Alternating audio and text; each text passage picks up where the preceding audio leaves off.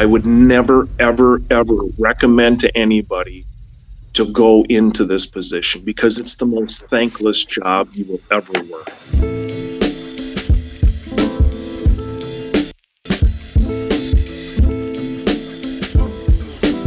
Welcome back to Other People's Lives. I'm Joe Santagato. I'm Greg Dybeck.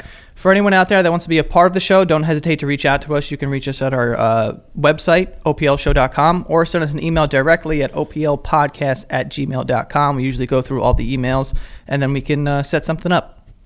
Yeah, and we want to tell you really quickly about a new charity-focused initiative we have that's called Helping Other People. And the way it works is if you become an OPL patron for just $5 a month, you receive weekly bonus episodes, access to our Discord chat, and you'll also automatically become part of this initiative, Helping Other People, where every single month during the season, we'll use a chunk of our Patreon funds to give back in some way. So by donating to a charity or a charitable venture or some other creative way to give back. And as a patron, you will help us decide each month exactly what we can do with that money to help others through this platform. So head over to patreon.com/OPL show if you want to get involved in that and get all the bonus material as well. Now, on to today's episode. On this show, we've covered a few prison-related topics. In a much earlier season, we spoke with a man who was a corrections officer at a small county jail. We've spoken to a man who had spent time in prison and had just gotten out. And we even chatted with a woman who was dating a prisoner that she had never met. And today, we're going to be speaking to a man who has over 30 years of experience as a prison guard in a maximum security prison. And we're going to chat about this tough and, I would say, often thankless job. So, as always, we've got our guest on the line. Thanks for being on the show today. Thanks, Joe. Thanks, Greg. I really appreciate the opportunity to talk to you guys. Absolutely. So before we get into the details of your job and some of the things that you've seen and experienced, can you set the environment for us by telling us a bit about the prison that you work at? Absolutely. So I worked at one of the 5th oldest maximum security prisons in the country. And it's very antiquated, very structural deficiencies, no fences, all stones, all castles, all bars. Very old, medieval, built in the middle 1800s. And you basically, the way I describe it best is our population was designed for about 800 inmates. When I left, we had 1,250 plus inmates. And I described it as you take 1,250 grown adult alpha males, you put them in a city block, you make them all live in their bathroom, and you take half of those guys and make them live with another man in their bathroom.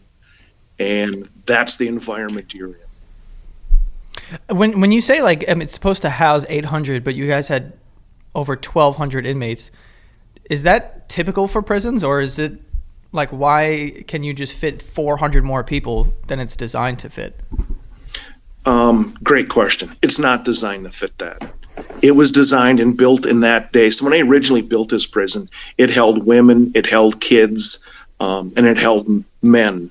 And we actually have a log book that's 2 feet by 2 feet of every inmate that's ever been incarcerated there from the day it opened. And it's all handwritten, but they were in for the smallest things of not paying child support. And this is a maximum security prison. To kids that were there, women, they were all separated. So you think of the structural deficiencies of what you have nowadays in that same place compared to back then when they built it. So they would keep adding on and adding on and adding on. Well, there's only so much places you can add on. Right. And people always talk about kind of maximum security prisons versus not. And I know the last guest we spoke to many seasons ago that worked in sort of a county jail where I guess it was kind of more of rotating inmates. But what exactly makes a prison maximum security, and what type of sentences did these inmates have where you worked? So when I first started there, we had no inmate younger than 23 years old. That was pretty much the norm, is you had to be at least 23 because of the environment you were in and the people that were there. because if you came in younger than that, there could be some serious disadvantages to your well-being. So they had a reformatory that was for the younger generation or younger population of inmates, and then they had the max prison, and that's where your older guys went. One of the first guys that we received at this institution, who was under that age, he had 6 life sentences. He ended up working for me, but because of his length of sentencing, he was never getting out of prison. He basically killed 6 people. So they sent him to the max instead of to the reformatory, because he was like 19 when he came in. So by 19 years old, he had 6 homicides already. So these are the type of people that are like staying in this maximum security prison. So is there anything that, which I'm sure there is, but can you kind of explain the difference between, what these people are able to do? Like, do they get the same amount of time outdoors, if any, or are they like locked down like for 23 hours of the day? How does it kind of differ being in a maximum security prison than it does in like a regular prison for the inmates? So there's basically 3 classifications. There's a minimum security, a medium security, and a maximum security. And then you jump up to a supermax. Supermaxes have basically no movement unless you're escorted by a staff member when you're out of your cell.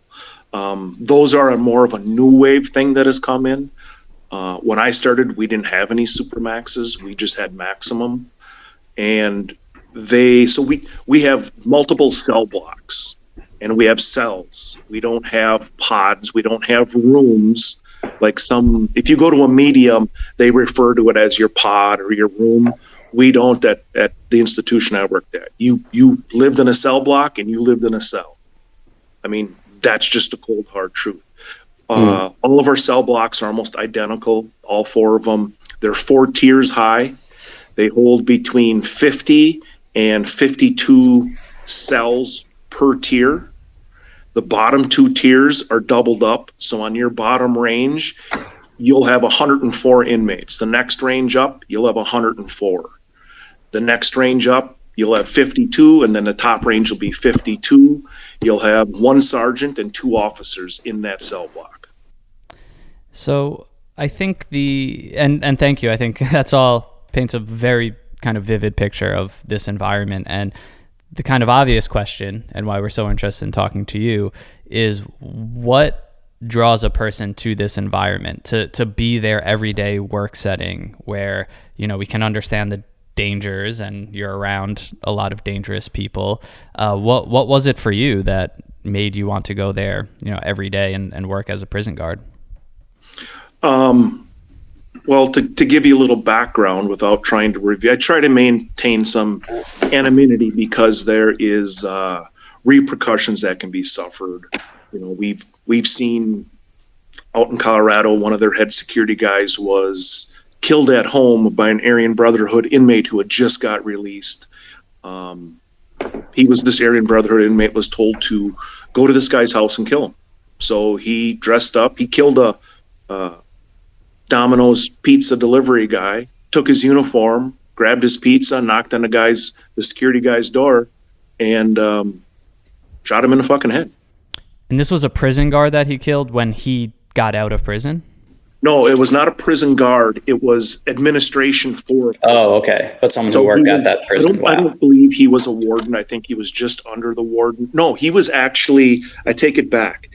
This guy was in charge of the entire state's prison system. Wow. So he was the head guy. And yeah, it's... And I look back on it. So my father worked in the system. I had a brother that worked in the system. So I knew it well. And I always said, there's not a chance. And the next thing you know, I had my first child. I didn't have insurance. I paid for the entire birthing. And I said, I need to get a job that has some good benefits. And I took a huge pay cut to get into the prison system, but my benefits were really good. And looking back on this now, I would never, ever, ever recommend to anybody to go into this position because it's the most thankless job you will ever work. And, what kind of goes through your head, like on a day-to-day? I mean, you tell this story about this guy got out of prison and immediately killed someone who's sort of involved in this industry. And you're kind of dealing with these inmates on a personal level. So I can only imagine, you get into it with a certain inmate, like every now and then. Does it ever go through your mind, or like kind of you're afraid that maybe, when these people get out, if they get out or whatever, that there is some sort of like that could potentially happen to you? Absolutely. 100% absolutely. 100%. I mean, we had a really good example of we were in the chow hall, and at the time we held probably 180 inmates that would come in at one time, and I'm standing in there, and we have 3 or 4 staff members. Super volatile area because everybody's completely exposed. You have a large number of inmates, and I see this guy walk in, and you know all the inmates, you know who they are, and I don't recognize him, and I kind of watch him, and he's got 3 white dudes in front of him, 3 white dudes behind him, big dude, put together, tats all over, and I noticed what they call cufflinks. So he has tattoos on his wrist of swastikas, and when he walks by me, he's like, "What's up, boss man?" I'm like, "What's going on?" And he went and he sat down. Well, right away, you could recognize this is not your normal inmate who we have come through here. This is a new guy. Well, it ends up he's in charge of 4 different states for a predominantly white gang. And this guy had the authority that they had. They tried charging him, and I don't know if it ever went through, but he was ordering fully automatic weapons from another country to bring into the United States for his gang. I mean, it's crazy the amount of outreach they have. We had one staff member, and this inmate worked for him for a long time, and they were joking back and forth, and he's like, "Yeah, I'll call you when I get out." And the staff member's like, "Yeah, I got an unlisted, unpublished number." He's like, "Dude, that doesn't matter." He's like, "No, you'll never be able to get my phone call." And it was not in a threatening manner. They had a good rapport. They worked every day together. And the next day, the guy came in and he flipped him a thing of matches. And he's like, "Yeah, what do I want this for?" He's like, "Look inside." And he opened it up, and that was his phone number inside. Wow. It must be crazy just seeing this through your eyes, because like even you saying like cufflinks or like the lingo for that, or understanding what gang is what. And you just must be looking out at all this as like prison politics almost, right? Like the things that you must know, about these individuals, about the gangs, about when something might be about to happen, when there's tension, when there's not. Like, is that just something you kind of just pick up over time by being in this environment, this kind of whole new knowledge of these gangs and inmates and those sort of prison politics? Absolutely. Huge prison politics. There's days you can walk into that chow hall and it's dead quiet. And you look at, first thing I looked at was, because I was active into the gangs, is, all right, do we have whites sitting with whites, whites and blacks, Hispanics, who's sitting with who, what's the division? Really get a feel. And I would call supervisors and say, "Hey, we need to get some more staff down here. I don't know what's going on, but there's something wrong." And I know when your previous interview with the correctional officer through the county, he talked about staff presence as one of the force option continues. One of the first things you can do is show up, and that can deter stuff. So we would bring additional staff down, and the supervisors, other staff are like, "Holy shit, what's going on here?" And, there were times nothing would happen. And a lot of times we believe it's because we had a strong staff presence of what was going on. But, you start getting into the gangs and how organized they are. We had a guy who was bringing drugs in, and he was getting them in on visits, and we could not figure out how. And we had several informants that were telling me this guy, so I watched hours and hours and hours of him on video on his visits. And what they would do is his visitor would come in, and this is how I figured it out. And it would be summertime, and she would have a baggy sweatshirt on. And the inmate wouldn't be in the visiting room at that time. And she would walk all the way to the vending machine. She'd get some M&Ms, and I would watch her because we had the cameras on her. And it's a long distance to view the vending machines on the camera, and you could see she'd be down messing around there. Well, when it was all said and done, we could figure it out. What she would do is she would pre-package a vending size M&Ms, and she would tape it to her forearm, her inner forearm. She'd go push the buttons to get M&Ms out. She'd reach down to grab it like she was grabbing them. She'd switch them out inside of her sweatshirt, retape it back onto her forearm. She'd come back, and in the bag that she prepared were small balloons that were different colored that looked like M&Ms that were full of drugs. And when we finally figured it, we'd watch him. He'd put them in his mouth. He really wouldn't chew them. He'd always drink a soda. He was swallowing a complete bag. So, I mean, we tried everything. I actually went as far as to have his water shut off in his cell. He was on the second range up, and snuck in there, shut his water off. He complains, hey, there's something wrong with my water. I'm like, okay, well, we're going to move cells to you so we can get you a cell, that everything's working. And we strategically planned this and had him move to the opposite side of the cell hall where we could place a camera on a roof outside and shoot it into his cell to try to get him. When he comes back, he would puke him up is what he would do. And then he was smart. He wouldn't hold it. He was a high-ranking gang member.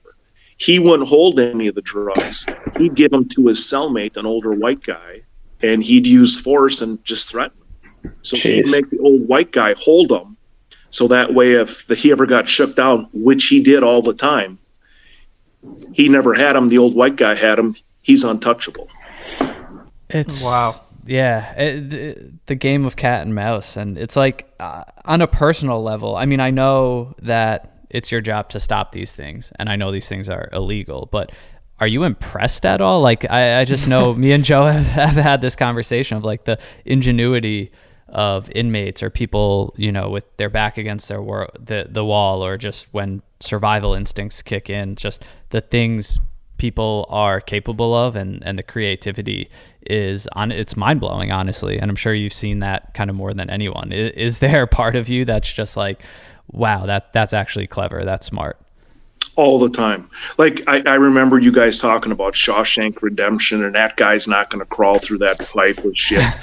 Desperate people do desperate things. Mm-hmm. And at the end of the day, if it means that he's got to crawl through 200 feet of a pipe full of shit so he can be out of prison, absolutely 100% that's going to be done. I had an informant come to me and tell me that, hey, this inmate's talking about escaping. I heard him talk about escaping, and he's talking about getting fake IDs made up. And I'm like, well, how is he going to do it? Well, he's going to have a Black Hawk helicopter land out on the rec field when he's at rec. And I'm like, yeah, okay, that sounds great, right? But, if it's brought to me, I'm going to investigate it.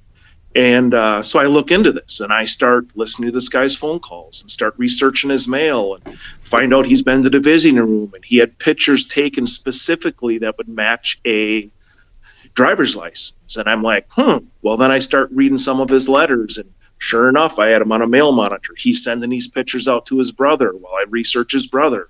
His brother just got back from overseas, and his brother was a Black Hawk pilot. And it was like, holy shit. This is for real. This inmate specifically had 2 life sentences. He would kidnap young kids. They called him the bone crusher. He'd kidnap young kids, and he got off by hearing their bones break. And he would put them in his closet, tape them up so they couldn't talk, couldn't move, and he'd break their ankles, break their knees, and that was his fetish. I mean, honest to God, fetish. And this 13-year-old kid, while this inmate left, actually made it out of the closet and his legs and his ankles were broke, made it to downstairs to a phone and called 911, and that's how they caught him. Wow. And I imagine too, like just kind of thinking about, this, and you're explaining these very elaborate sort of escape schemes. I imagine it would happen a lot more in a prison where it's maximum security and it's people doing 6, life terms. It's like, I'm never getting out of here. So it's not like someone who has, 4 or 5 years or even 10 years. It's like, well, I have a life after this. These people have no life after this. It's like my life now is just coming up with these elaborate schemes to get out of here because that's all I really can do. So it must be, very prevalent in your job to kind of, deal with these sorts of things. Is that fair to say? Again, desperate people will do desperate things. Absolutely. And you got to remember, they have 24 hours a day to sit there and to think about different ways. We had an inmate come in from Orange County, California. Badass white dude, had big tats on his stomach, Orange County, straight Aryan Brotherhood. And he had a problem with one of the inmates down the range. Well, somehow he got a hold of some gasoline, and we know how he got it. He got it from our yard because, we cut our grass inside. We're a city contained within a city. So he got some gas from the yard, put it in a shampoo bottle, took the shampoo bottle, laid it on the top of this guy's TV. So waited till they went to chow, snuck into this guy's cell, so it was a long neck shampoo bottle, put a small pinhole in it, laid it on the top of his TV, so that pinhole was over the back, like vents in the older TVs, and everybody always leaves their TV on. And so that gasoline would slowly drip, and he set it up just right, and bam, there's a huge fire in this cell. I mean, genius, absolutely genius. That's insane. That's insane to hear. Yeah, I was one of the responders there, and I knew this guy well. I had talked to him multiple times. Those people intrigued me. So had multiple conversations with them. And then we had the fire marshal come in from, the largest town in our state here. And he looked at it and he's like, who in the hell thought of this? And ended up, it was this guy. That's, people have to remember, everybody understands violence. Everybody. You understand violence. If you mess up or you fuck up, you understand violence. If you come into prison and you're claiming to be this gang member and you got tattoos and they vet you and they check and you don't have them, you're getting rid of those tattoos. There's a punishment. So the hierarchy of gangs is crazy. So, we had this white guy in our institution. He was in charge of like 4 states. We also had like the second in command. He actually worked for me. So I used to hire guys, and a lot of staff couldn't understand this. I would hire guys that were high-ranking gang members. And I did it because I get to see who they're talking to every day.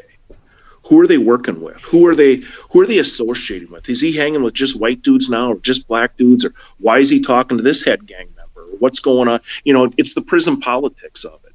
And this guy that worked for me, so he's one of the high-ranking. He was in charge of the state. So I would befriend him. Hey, what's going on? He's working for me, daily stuff. And he tells me about they're selling drugs. This is a predominantly white gang in a big city. He's got one of his workers out selling drugs. Every time he comes back, he's short on the money. So they know he's scamming off the top. Not allowed. So gangs have what they call violations. If you're caught breaking the rules, you get violated. So they actually have a sheet made up. They write down what the violation is. You sit in front of a board member of the gang, and they determine if you're innocent or guilty and what your punishment is. And your punishment could be from physical exercise to they kill you. This guy was been warned many times, so they killed him. Took him out and they killed him. But what they did is They cut his one hand off, his right hand, and they put it in a freezer. And from there on out, whenever they would commit a homicide, they would put this guy's hand, his fingerprints on the gun, and leave it at the scene. And they know that they can't catch this guy. They can't catch us. There's no way, because this guy's dead. And then it came out to the fact they ended up, I don't know how long, they found the body, and then there's another homicide. And then at this homicide, there's the weapon. And on this weapon is this dead guy's fingerprints. Jeez. And it's like, that's genius, man. Yeah. Yeah, no, seriously. And, I'm sure there's so many inmate stories, and it's so easy, I think, for us to kind of get fascinated with those. But, for you to be seeing all this, hearing these stories, understanding it, you said over 30 years of experience. I mean, the amount of stories that you must have, the things that you've seen, the amount of people have been killed, tortured, that you've heard about, that you've seen. I mean, for a prison guard or someone in your position, just the mental health aspect of it, how did you kind of take care of yourself, just from mental health, mental fatigue, just being around so much tension, violence, all these things that you're walking into every day? How do you just kind of, protect your own mind? So for me, I embraced it. It was a learning process. I'm intrigued by the human psyche. So it was definitely a learning experience for me, but the aftermath of what you suffer from, I mean, the normal person does not see somebody take a razor blade and cut themselves from their ankle to the back of their knee up their calves, both of them. That's not normal. You don't see that. It's not normal for the average person to see some guy eating his own feces. That's not normal. That definitely has an influence on your psyche altogether. The stuff, the suicides, the attacks, the violence, just the craziness. So part of this, it comes from a lot of the asylums or crazy houses, whatever you want to call them. They shut those down years ago. Don't need them. Well, they release a lot of these people back on in society, and that's a lot of who your homeless people were. Well, 65% of our population has mental health concerns. 35% have some type of communicable disease. So, people don't think of that aspect of what you go into. We had a chef that worked by us, and so inmates are master manipulators. They will set a staff member up. It takes about 18 months from start to finish. And they pick the weakest staff member they can find. How do you carry yourself? How do you dress? How do you look? How do you speak? Are you got your head down when you're talking to me? Do you have confidence? And this inmate, who was rumored, because you don't have a right to know if he's HIV positive or not, was rumored to have AIDS. And he manipulated this female into having sex. And I was involved with some of this interview process afterwards. So they find some condoms in this area of the institution where we shouldn't have condoms, because we don't have condoms in prison. So they start an investigation. The word gets out. Yeah, it's rumored that it's this girl and this inmate. They talk to her. She's like, yep. And since the inmates have the right, since it's not a right to know state, staff don't have a right to know. So they could not tell her that he was HIV positive. So they questioned her and says, hey, did you have sex? Yes, I did. Did you have unprotected sex? Yes, I had that. Was there any oral sex? Yes. Was it unprotected? Yes. Did he ejaculate in your mouth? Yes, he did. And it's like, I'm willing to bet that when she started for the prison system, she didn't think she was going to get a literal death injection of what took place. So she had just been married. She had an 8-year-old daughter, and you can't tell her that he's HIV positive. They actually had to go to court The inmate wouldn't tell her, so had to go to court, a big deal, to finally have a court order to say, yep, you can tell her, because this inmate has rights that nobody can know this. It's a HIPAA violation, but because of the circumstances, we had to go to court so we could tell her that, hey, that guy you were having unprotected sex with and oral sex with, yeah, he gave you a lethal injection. Jeez.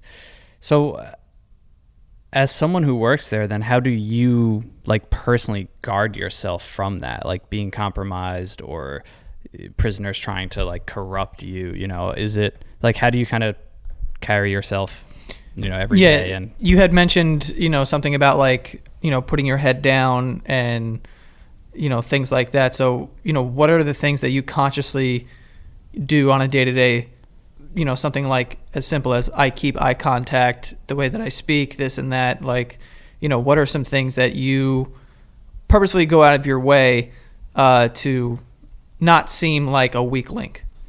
So it's a really great question, and I used to address this with staff, the new staff that came in. I was a field training officer for the place. When I came in every day, my boots were shined, my uniform was pressed, I looked good, I wore it well, and my motto was, if you don't give me respect, I'm going to command respect from you. But I'll be real honest, I had very, very few problems with inmates because I didn't talk down to them. I talked to them like a man. I addressed them as, you know, as sir. So there's a big difference. Let me clear this up once. There's a big difference between a correctional officer and a prison guard. And I never realized it till one of my captains called me one day. He's like, hey, we need you to come up, we gotta take care of some stuff. And he's like, you know, I still call up some of the old school prison guards when we have prison guard stuff that needs to be taken care of. He said, the best thing I love about you is you're a really good correctional officer, but you're even a better prison guard. So today's mantra is correctional officer. And I will agree 150%. 90% of your time dealing with inmates is talking. That 10% is dealing with the physical aspect. So if you can talk and you can communicate and you can be respectful and not demeaning and degrading, and you'll do good. But the minute you lie to inmates, your word is everything. It's respect in your word. The inmate's got a question and I'm not sure. Hey, let me get back to you. And I get back to him and tell him, and I'll tell him right there, hey, I don't know that answer, but let me get back to you and find out what it is. And then I get back to him, and then they know, oh wow, yeah, I can trust this guy. This guy's good for his word. And when I say trust, you know, that's a liberal term to use with it, but they know if they have a problem, they can come to me, and you develop that rapport.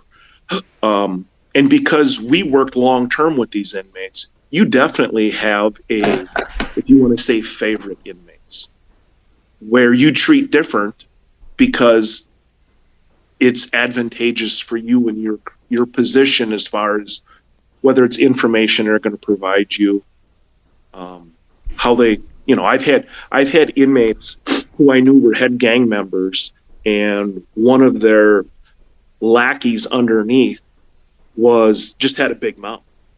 And I had a great relationship with this head gang guy. And I went to him, I pulled him to the side and I said, hey, listen, take care of this guy. And when I say take care of, talk to him.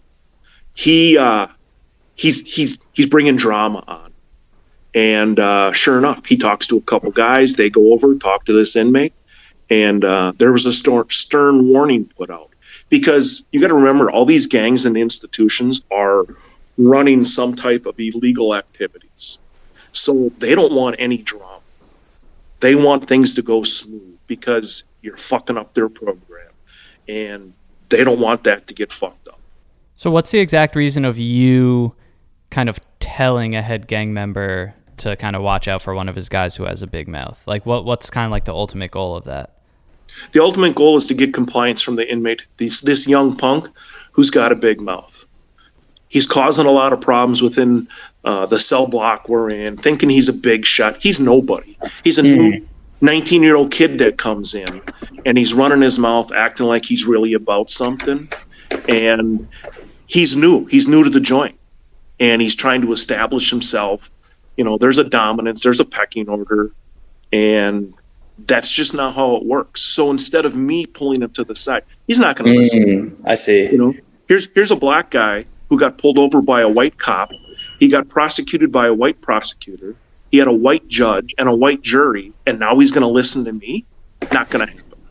Yeah, that's an interesting dynamic then, because I guess it's kind of for the greater good or just kind of order being maintained within like the whole prison. And I'm curious, like in this position, did you find yourself, or do you now like often thinking about kind of the larger prison system as a whole, and like, is this rehabilitating people? Is this a lost cause in that sense?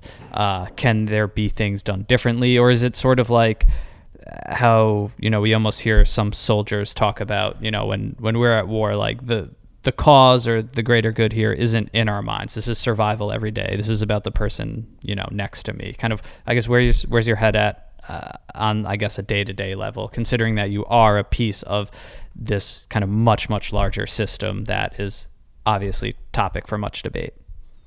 So when I would be a field training officer, my priority and what I told every new staff member that came in is, at the end of the day, our goal is for everybody to go home. That's our number one priority. If everybody goes home, we had a good day. But within that, I've sat young guys down, young guys that have been real smart ass punks, really think they're tough. I'm not a tough guy, but I know tough guys. I'm not a killer, but I know some killers. And I'm a very straightforward, very direct. What you see is what you get. So staff members write conduct reports on inmates if they break the rules. I wrote very, very limited conduct reports.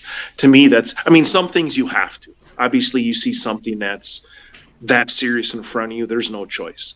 But if the guy doesn't have his shoes tied and he's running his mouth, I'll pull him to the side. I'll show him the utmost respect. I won't do it in front of his friends. I won't front him out.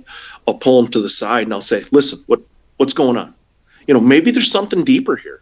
Maybe he just found out his mom died. Maybe there was something with the kids and I'd pull him to the side and I would talk to him like an adult.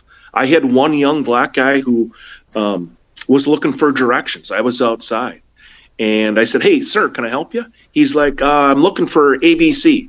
And I'm like, oh, not a problem.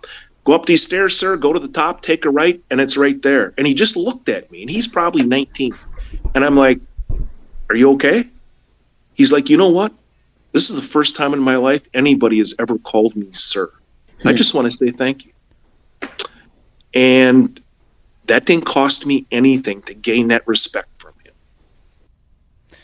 Yeah, and to keep the humanity in it, which I think is important. And yeah, it's like we kind of said in the beginning, or like you said, it's, for sure a thankless job. And, you said you don't consider yourself a tough guy, but I mean, we would consider you a tough guy, I think, for a lot of reasons, because you're doing something that a lot of people couldn't imagine doing. And it's just, entering, I guess when you enter those walls, it's just not, it's a different set of rules. It's different politics. It's just something that most people don't have to think about, won't think about, and won't ever really know about and understand. And I think, that's why it's so cool for us to, get this perspective, from you and having so much experience there.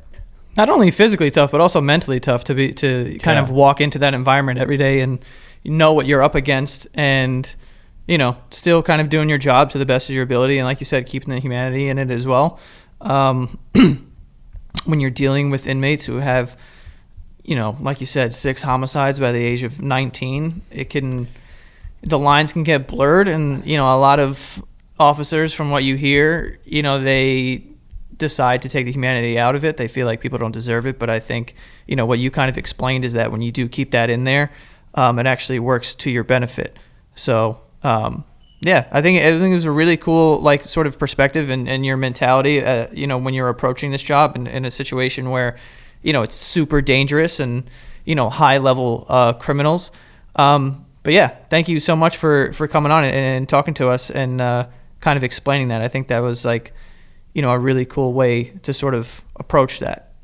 Absolutely. Thank you, Joe and Greg. I appreciate the opportunity to be able to it's therapeutical, I guess, for me to be able to talk about stuff like that. It really, mentally, it does me well to get it off my chest of the different things we've experienced. And I'm sure it's hard for people to grasp that, but there is some therapeutical concept with it for me. No, absolutely. Yeah, we appreciate it. We're glad to hear that. And again, thanks again, and hope you have a great day. All right, you too, my friends. Take care, and I'll be continuing to listen. If there's something that's interfering with your happiness or something that you're mentally having a hard time with, then we recommend checking out BetterHelp. That's BetterHelp, H-E-L-P. BetterHelp is professional counseling done securely online. You'll get matched with a licensed professional therapist and can start talking in under 48 hours. It's super convenient, private, and there's no waiting rooms. You simply book a video or phone session and can also message your counselor directly at any time. It's available worldwide, it's affordable, and financial aid is also available. BetterHelp wants you to start living a happier life today. Join over 1 million other people who have taken charge of their mental health through BetterHelp. This podcast is sponsored by BetterHelp, and Other People's Lives listeners get 10% off their first month at betterhelp.com/OPL.